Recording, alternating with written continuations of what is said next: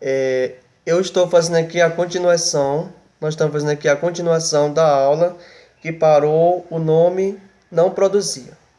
Que a pergunta que eu fiz foi o seguinte: por que tantos portugueses vieram para o Brasil? Porque a metrópolis obtinha da colônia riquezas que ela mesma não produzia.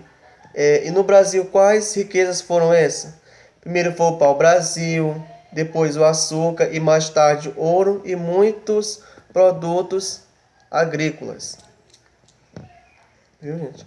Agora na página 28, eu vou ler o restante da aula e vou passar a atividade para vocês responder.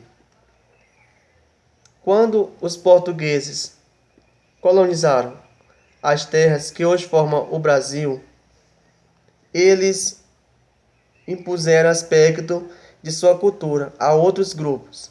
Quais foram esses grupos? Primeiro, indígenas que já habitavam essas terras.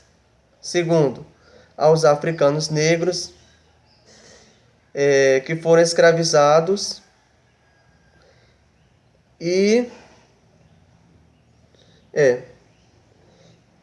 desses grupos, os portugueses também receberam muitas influências. Então, assim, o que eu digo, né, nesta aula de história, né, que nós estamos estudando, que está falando sobre chegar ao Brasil e ao Brasil português, como eu falei no início, que o nosso Brasil, ele é um país rico. Sim ou não? Sim, é um país rico.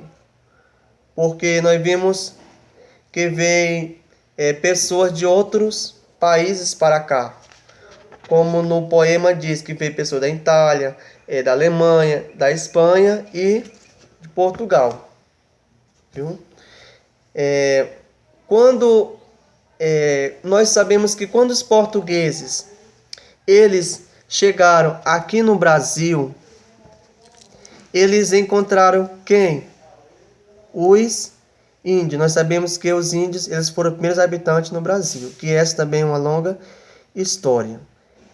E quando os portugueses chegaram ao Brasil, eles fizeram que os índios trabalhassem para ele em troca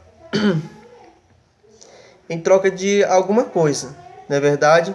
Mas com o passar do tempo, os portugueses eles foram muito espertos, eles fizeram que os índios trabalhassem para ele como escravo, ou seja, exploraram ele. E com a chegada também dos africanos, nós sabemos que os negros eles foram trazidos lá da África em navios negreiros para quê? Para serem escravizados também no Brasil. E quando esses negros eles foram trazidos lá da África, eles trouxeram consigo o quê? A sua cultura, né? Os seus costumes, as suas crenças, as suas religiões. E quando os outros povos de outros países vieram para cá também, trouxeram, claro, consigo os seus costumes, as suas crenças. Então, por isso que eu digo que o Brasil, sim, ele é um país rico. Ele é um país riquíssimo. Mas hoje, concluindo, finalizando a nossa aula de hoje, graças a Deus que o nosso Brasil, ele não é mais o Brasil português.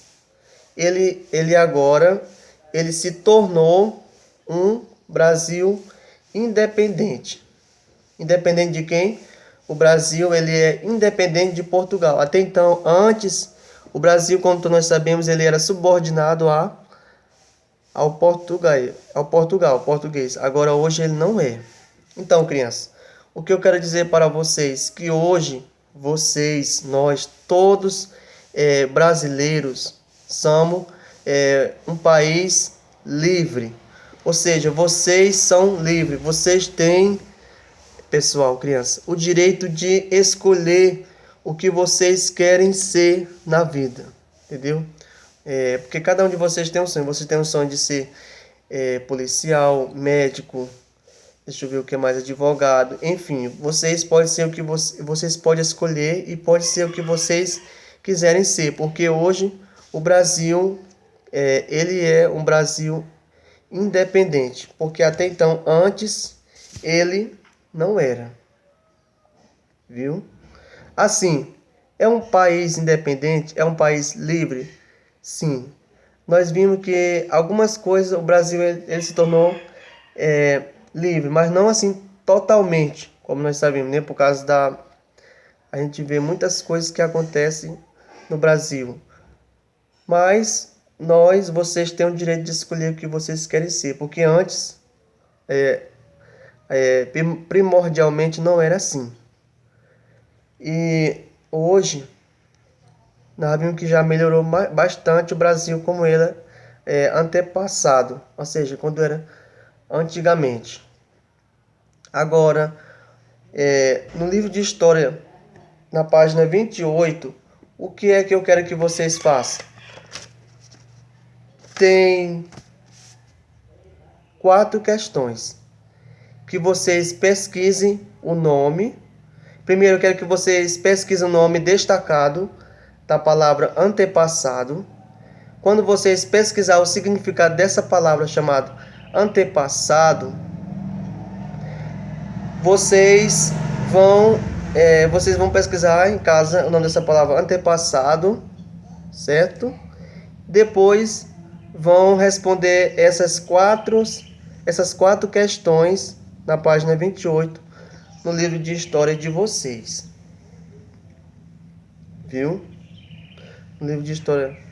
A primeira diz assim: pesquise o sobrenome de origem portuguesa e anote no caderno. Então vocês vão pesquisar o nome de origem portuguesa e vão escrever no caderno. Essa é a primeira pergunta. E a segunda: os sobrenomes que eles anotaram são iguais ou diferentes dos seus? Então, quando você estiver fazendo a pesquisa, vocês vão ver que vai aparecer muitos nomes. Aí, então, é o seguinte, vocês não precisam colocar o nome, como diz aqui, todos, né? Aí, então, o que é que vocês vão fazer? Vocês vão comparar com um do seu colega, viu? Porque não precisa colocar todos. Vocês vão colocar... E a outra questão é o seguinte. Escreva outras palavras que são iniciadas com ante, como antepassado, e depois vocês vão comparar com os seus colegas. Eu vou dar um exemplo. Uma palavra que seja com o prefixo antes. Anterior, antecedente. Então eu quero que vocês pesquisem 9 questões com o prefixo antes e vão responder. Depois vocês vão comparar com os colegas de vocês, viu? Tá bom? Certo?